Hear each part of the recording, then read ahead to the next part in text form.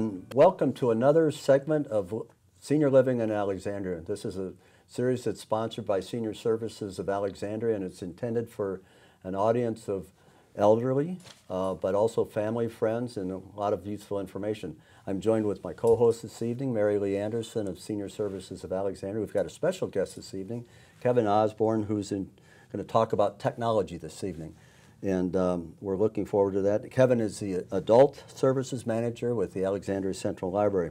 But before we start our Tech Talk, Mary Lee, bring us up to speed on what's going on in Alexandria that seniors should know about. Sure. Well, we just had a wonderful speaker series event yesterday over at the Lee Center, where we had information from Inova Alexandria Hospital and the Northern Virginia Resource Center for Deaf and Hard of Hearing Persons. And then we had lots of just terrific activities, Tai Chi, cooking demonstrations, belly dancing, and blood pressure screening, shoulder massages, and hearing testing. So it was a little something for everybody, and it was just a great afternoon. And then coming up next month on May the 14th, we have an event at Westminster Presbyterian Church from 9:30 till noon.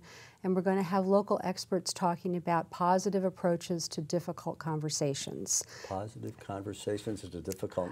Yeah, well, positive approaches to difficult conversations. So, for example, if somebody decides that you shouldn't be driving anymore, how do you approach that subject so that you have a positive outcome without making people feel that their independence and their selves are being challenged? And things like, finding the easy way to get a caregiver in an older person's home, all those types of issues. So it's going to be a very valuable tough event. Conversations, and guidance certainly would be appreciated. Exactly, so. exactly. Good. Well, that sounds great. Thanks. Look forward to that. Well, Kevin, tell us a little bit about yourself and what you do at the library, what your job is and how you got into it and what's good about it and what you enjoy. Okay. My job title is Adult Services Manager, and what that means is that I manage what we've always called the reference desk or the information desk, so that main desk in the library where you come with whatever question you have. So I manage the Adult Services Department at Beatley Central Library, which is the large one on Duke Street. And I also serve as a sort of chairman for all of the other adult services manager at the branches for unified service to make sure we're all on the same page in terms of technology, databases, policies, initiatives. And I got into library science after undergraduate. I moved to South Korea and taught English, and I moved back to the United States, and I said, I want to work somewhere quiet with smart people, and libraries kind of wrote that down, and so I went to school, and now I'm a librarian. Well, that's great. That's terrific. So how long have you been doing this? How long have you been in Alexandria, and how long? I have been a librarian since 2008, and I've been with Alexandria for almost exactly 2 years. Okay. And you mentioned you have, sounds like some general responsibilities, but the specific focus is on terms of adult services. Right. And kind of, I'd be interested in your observation. What issues, the audience is seniors, what issues confront seniors that you've seen? What sorts of issues do you have to work with? The challenge for seniors is that technology is growing by leaps and bounds, exponentially, whereas the home computer era of the middle 90s was slow to emerge and kind of slow to infiltrate into the workplace. A lot of people never really had to learn computers before they retired, which has led to anyone who is not particularly engaged in the middle 90s who has decided to get involved now. So much has changed that it seems insurmountable. I see. So fear of technology. Yeah, that's part of it, because it has developed so much that it's very intimidating to get into it. So it's a lot of people will say, oh, I'm too old. I can't do this. This is too much. And I see how they could feel that way. But what we've discovered is through a good instruction program and a low impact, for lack of a better word, introduction to a lot of modern technology, the senior community actually can gain a great deal from modern home computing. Yeah. I know there will be a constant need because of constant change of technology. You have to keep up with it, but it sounds like your obligation is to bring others along with those changes. Does that kind of That's encapsulate how it? I view my profession. It's not so much a dusty old room full of books anymore. It's information to people, and there's so much great information and so many great technical resources that we're always trying to get into the hands of customers, that I view teaching seniors about technology just like I view giving children picture books. It's something that's great, that's for them, that I can help them get. Tell what resources at the library are available to seniors, and do you have any one-on-one programs? Sure. We do have one-on-ones. I'll start in the back there. Okay. If at Beatley, you can book a one-on-one computer training session for 45 minutes. Oh, that's terrific. And we have computers in the library. We have 30. I also have, from the Library of Virginia, I am the zookeeper for a digital petting zoo, which is literally a box full of modern e-readers and tablet computers. So if a person wants to learn how to use an iPad, or they want to see an Android tablet, or they want to learn PowerPoint, or just how to create an email address, we do one-on-one training with that, 45-minute sessions.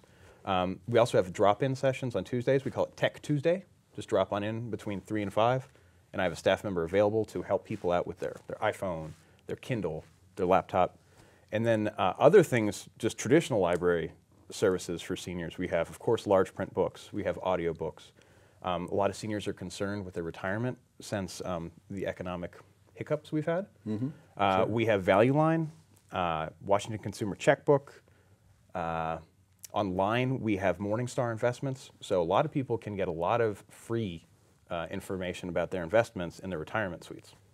Do you have any special programs for those that might be hearing impaired or visual impairment? Thus far, we don't have anything targeted specifically at people with hearing impairments, but what we do have is adaptive technology in the library that a person who is hard of hearing, it's an earpiece with an FM receiver, so they can crank the ambient volume as high as they need to so they can hear. So effectively, all of our programming is adaptable to the hearing impaired. And for the visually impaired, we have a great deal. We actually at Beatley host Talking Books for the Blind Office, which is a federal program from the Library of Congress where people with visual or physical handicaps will qualify for a device that they take home for free, and then we will actually mail them cartridges with audiobooks on them. We also have a large digital magnifier to increase zoom, if you will, magazines and newspapers, books, and we also have computers upstairs that have special software installed for the blind that will actually read browsers. Sounds like you tried to address that need in a pretty comprehensive way. Absolutely. We do everything like we can adaptively, and with seniors specifically, again, with the technology being kind of intimidating and physical limitations, we try to eliminate all those barriers so people feel comfortable coming in. And what other programs or events do you have coming up that might be targeted to seniors? We have a lot going on. We're coming up on the All Alexandria Reads program, which is when we try to encourage everyone within the system to read the same book. This year's book is called When Washington Was in Vogue. It's about Washington, D.C. in the Roaring '20s. So we have a wide variety of programs. We try to target it at all ages to make it kind of more family-centric. We have author talks. We have jazz bands coming. There's a lot, and you can pick up a flyer with all of the events at all of the branches, with everything. It's tons. And we also, coming up is the 75th anniversary of the library sit-in. So for the whole year, we're going to be celebrating when Samuel Tucker and 5 gentlemen did a sit-in at the original Alexandria Library as an act of civil disobedience. That's Alexandria's sit-in, and that was to integrate the library? Effectively, yes. They were denied library cards because they were African American, so they had a sit-in and were removed, and which draw attention to the problems, and it's a little known but incredibly important event. So that's where Samuel Tucker School came from. I never knew that. Yeah, that's why we have so much in the city named for Samuel Tucker. He was very, very influential. Yeah, that's powerful. How do you let people know about these programs? Do they wander in by themselves, or I suspect you do more than that. We do as much marketing as we can in as many ways as we can. We produce our own flyers in-house and our own pamphlets of events. We send these to the schools when we can. We get these out in the community when we can. We also have a Facebook page and a website. Our website is very well designed. It's very modernized. We have a fully accessible calendar of events that people can access from home. And people can always call us and say, hey, you know, is there a movie? Is there an author talk? I'm interested in XYZ. And we're always available to help them connect with that information. are you satisfied with the number that you're able to reach so far, or what's your market penetration? We're never of satisfied seniors?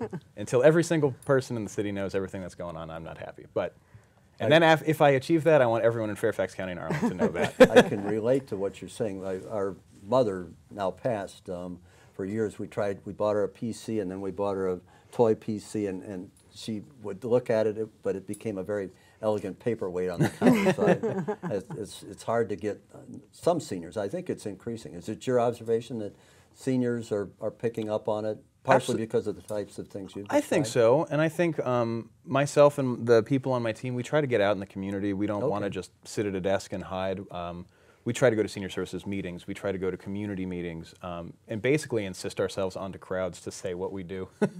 Okay, I think that's the. I think it would be hard because there's such great, you can open yourself to the entire world if you know how to do it, but that fear or lack of knowledge of it is kind of a barrier, and you're making some big strides to address that. So that's to be applauded. Do you have a senior services seminar scheduled? Is that on the calendar? I know that you do that.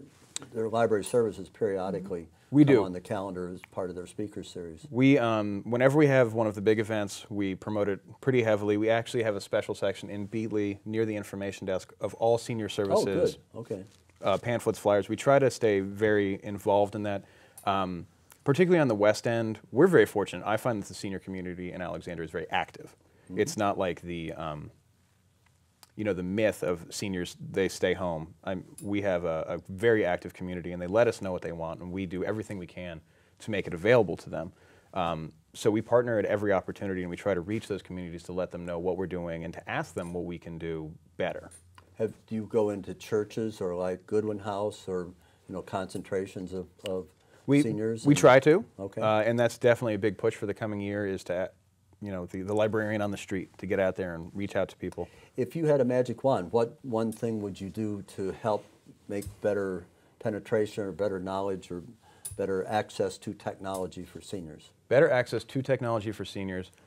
If I could just snap my fingers and make something happen, it would be to make the physical devices more available / less expensive, because a big hurdle for a lot of people to get into a device is that, regrettably, the least expensive quality tablet is $150. And a lot of people don't have $150 of just negligible income to just, oh, I'm going to go play with this. So if I could make that happen, I would like everyone to just, it'll show up in their mailbox and be fully charged. And then they'd have to come to the library and learn how to use it, right? Right, yeah. That's where job security, they got to come talk to me. That's great. Well, that's great. I really appreciate that information. I hope the audience is able to get in touch with you. How do you get in touch with you? Okay, with your programs? if you want to get a hold of me, you call the Beatley Library. We're the central library. All of the other branch libraries do have staff members who can help people with technology, pretty much anything they need to know. The one-on-one sessions right now are just at Beatley. So you can call us 703-746-1751. Okay. You can also email us. You can get that on the website. And we do have a Facebook page. A lot more seniors are getting involved in Facebook, and it's just the Alexandria Library, the one in Virginia, not Egypt. That's very convenient. Well, that's terrific. I appreciate that. It's nice to know those resources are available. Our kids and grandkids can talk to us in the same language or using the same devices. So really appreciate that. Well, we're going to go to a break now, and we're going to have a conversation with Dr. Nalin Patel.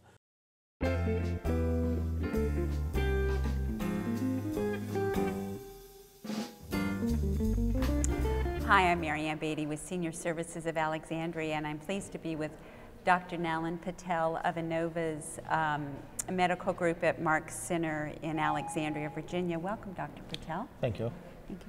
So tell us a little bit about yourself and your practice and why you chose to go into geriatrics. I grew up back home where we took care of our elderly most of the times, and that actually made me interested in going into the medicine. Since then, since I started practice over here in 1990 in Alexandria, I've been taking care of mainly geriatric age group at a different retirement community. At present, I still go to Goodwin House of Alexandria retirement community. I also started the hospice program in that Goodwin House many years ago.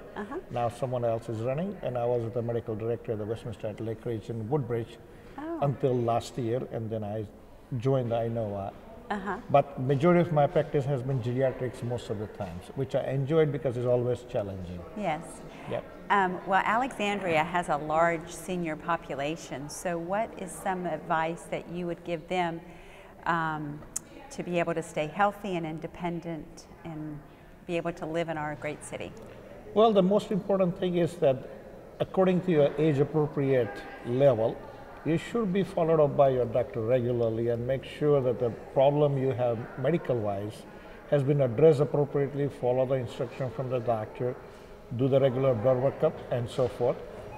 On the part of the person himself or herself is that make sure they follow the healthy diet instruction, do regular exercise, take multivitamins, and also continue to do mentally challenging activities. So the most dreaded part of the life as we grow older is the memory loss that everyone hates. And we can prevent it or at least delay that. Oh, goodness. So you're saying that we're probably all going to suffer from some memory loss as we age? Unfortunately, yes. None of us are excused or have any other choices. There's no miracle There's cure? no miracle cure at the Okay. present time. The medicine we have it is mainly slows down the progress. But there are still a lot of research going on in the dementia part right now, and hopefully there are a few medicines coming out in the near future. So other than a healthy diet, mentally challenging activity, and there is a claim that if you take vitamin B12 supplements, it may slow down the process. The biggest thing is to avoid smoking and cut back on alcohol. Okay. I know the heart doctor keeps on telling you drink a glass of wine, and we keep on telling you be careful. Okay, but 1 glass of red wine a day, if that's your, that's okay. That will help with your Yeah. heart. Okay, all right. Definitely. But when you keep on, anything in a mild or moderation is good. When you cross that limit, then we're going to pay the price. Okay, all right. Okay, well, that's fair. So what would you give any senior, what would the top 3 things to give us, to tell a senior to be able to live a very healthy life? As we talk, anything in mild and moderation is always good. So if you have a habit of smoking or drinking too much alcohol, those are the first thing you want to get rid of it, because that's invitation for the trouble, including osteoporosis, neuropathy, liver problem, balance problem, and so forth. The next thing is to have a healthy diet, follow the healthy diet instruction, take vitamins, mainly the B12 and vitamin D. And the D is mainly because of the osteoporosis. A lot of us are low in vitamin D in this northern hemisphere, because most of the times we don't spend the time under the sun. And that's the only source of it. Other than the fortified diet, which is like a cheese, or the milk, which is fortified with vitamin D. Other than that, again, mentally challenging activity will be the best thing to prevent the memory loss, and regular exercise. The exercise for both feeling good and also maintain the bone strength and prevent the arthritis. So with small weights, you... Agree. You do not want to lift too heavy weight at this age, or as I should say, as we grow older. And the other thing is to keep on doing exercise, mainly for the arthritis, osteoporosis, and also to maintain the muscle mass. Okay, all righty. And then what kind of mental exercises and activities should Mainly, if you do the crossword puzzles or playing bridge, keep yourself up to date with what's going on in the world, watch the news, and whatever you did in your life, keep on doing it. Once you retire, do not stop. Okay. And that will keep you away from having a memory loss, at least for a longer duration. Okay, great. Well, thank you. Those are useful tips. And we will share with everyone the INOVA website and phone number. And this has been SSA in the community, and we'd like to thank Dr. Patel for joining us. Thank you so much. Thank you. Same to you.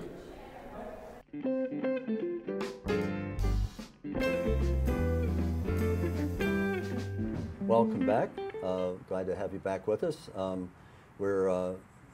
think we're pleased to have this segment today. I want to especially thank Kevin Osborne, who's with us, and his knowledge on technology and insights of how that might relate to seniors. And before we go, Mary Lee, do you have any coming events that we should be aware of, please? Yes, actually we have one that's related to technology for seniors, ironically. It'll be at the Beatley Central Library where Kevin works, and he will be on the panel talking about in a little bit more detail than he was able to tonight about all of the many things that are available for seniors, and we'll have several other local experts talking about the same issues and different services that are available. So June the 11th at Beatley Central Library from 9:30 to 12. And you just have to call Senior Services at 703-836-4414, extension 10, to register. Does that mean if you come to this session, you can go to his petting zoo? You can. I think the petting zoo will actually be there, Jim. Oh, so that's you need terrific. to come so you will see it. I would look forward to that, and I hope everybody else is able to come too. Well, thank you all. Thank you both very much, and it's been a pleasure to be here with you, and appreciate your coming. Thank you very much. Thank you.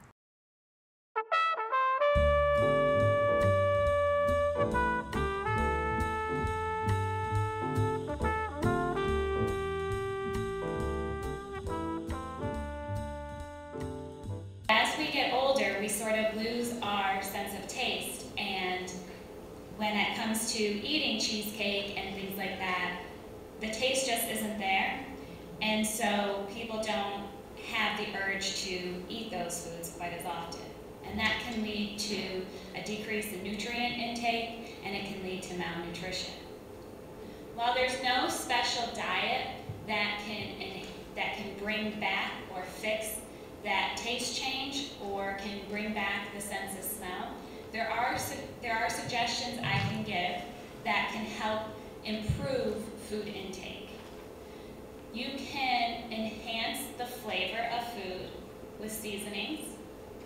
You can try to use food that has a stronger sense of taste, or you can go away from trying to fix that taste and go to other cues that can trigger eating, social cues, and also using some of your other senses like visual cues and texture. So let's go through a couple of these tips. So there's ways you can enhance the flavor of food. And as you age, you start to lose your taste gradually. It doesn't just happen overnight.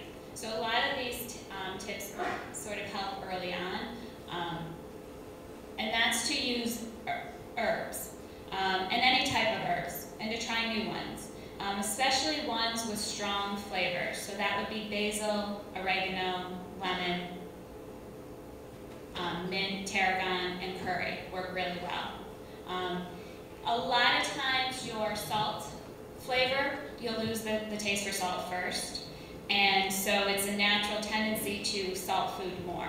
As Dr. Patel was saying, you still want to try to follow a healthy diet, and adding salt and actually going towards sugary foods, despite that those taste the best, can complicate diabetes, hypertension. So you have to find a balance between enjoying foods that you like, but then also minimizing it enough to keep you out of the hospital. And she'll get a stick and she'll do this. And they do a whole lot of this kind of stuff. And I try, what would make you dance like that? And this is my theory. You got the campsite, and this is the only person with the most energy. I'm gonna go kill all the bugs on the edge of the campsite.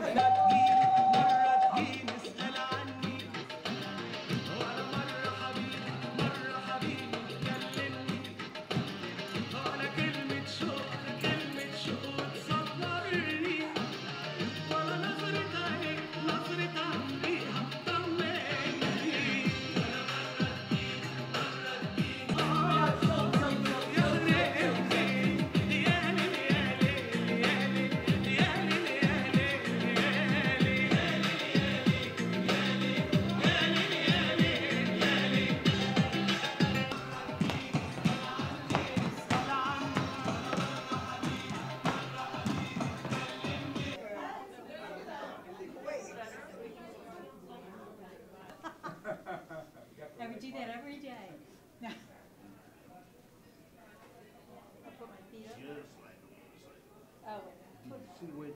Oh, sure. Now I want you to lean. Putting on the show for Grandma and Grandpa. I be busy giving everybody massages, aunts, uncles, cousins, and this and that, and it just became a part of my life. And I didn't take it seriously until about 1992. I went to school, got my master's degree in body mechanics, and I've been working massage since '94. And here I am. In a really hot oven, 450 degrees, so that they caramelize quickly. And at 8 to 10 minutes in the oven. And I always have the oven preheated. Get the oven good and hot. And if you're going to really do it great, I would put the pan in the oven. So that's all hot. Cut your onions, a little oil, a little salt, pepper on them, and then take them out of the hot pan out of the oven, put the onions inside, and close the door real quick so it stays hot. That's going to give it the wonderful flavor. Yeah. These are all could be cold salads. You can eat them fresh, right out, or you can chill them, or you can eat them warm. I mean, you can easily serve this warm.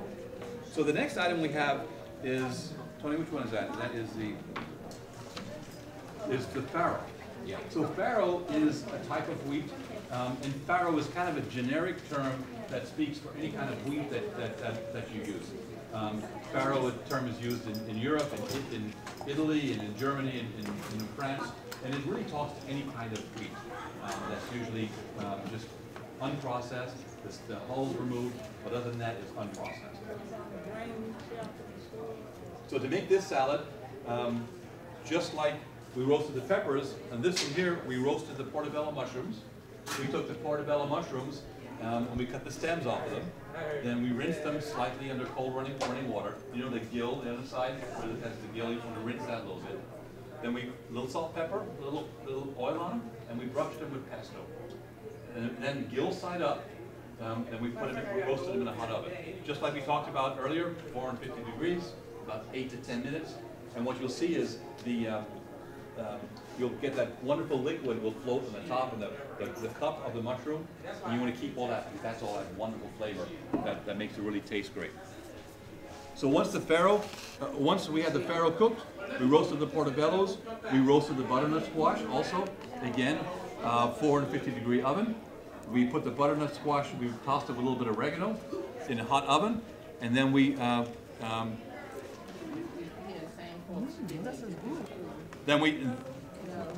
we tossed it all together. So